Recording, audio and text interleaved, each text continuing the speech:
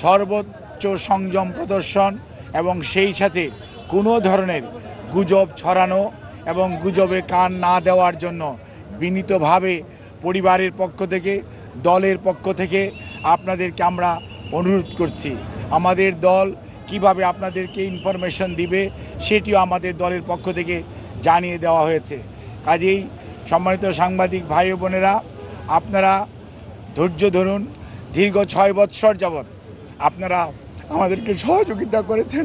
ইনশাআল্লাহ আমরা এই যাত্রাও আপনাদের ভালোবাসা, আপনাদের সহযোগিতা এবং আল্লাহ রাব্বুল আলামিনের অশেষ মেহেরবানিতে আমরা আবারও আমাদের প্রাণপ্রিয় নেত্রী দেশনেত্রী বেগম খালেদা জিয়াকে আজকে দেশের মানুষের যে অকৃত্রিম ভালোবাসার প্রতীক সেটি আজকে প্রমাণিত।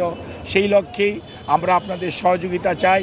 আমাদের ভারপ্রাপ্ত চেয়ারম্যান জনাব তারেক রহমান আপনাদের সবাইকে অনুরোধ করেছেন যে ধৈর্য ধারণ করার জন্য, এবং উনি সার্বক্ষণিকভাবে বিরামহীনভাবে দেশি বিদেশি চিকিৎসকদের সমন্বয়ে গঠিত মেডিকেল টিমের সাথে সার্বক্ষণিক যোগাযোগ রাখছেন। কাজে আপনাদের সহযোগিতা ছাড়া চিকিৎসা কার্যক্রম সঠিকভাবে পরিচালনা করা সম্ভব হবে না। কাজে কোনো ধরনের গুজবে কান না দেওয়ার জন্য আপনাদেরকে অনুরোধ করছি, এবং দেশনেত্রী বেগম খালেদা জিয়ার জন্য সুস্থতার জন্য আপনাদের মাধ্যমে দেশ তথা সকল ধর্মের মানুষের প্রতি আমরা উদাত্ত আহ্বান জানাচ্ছি।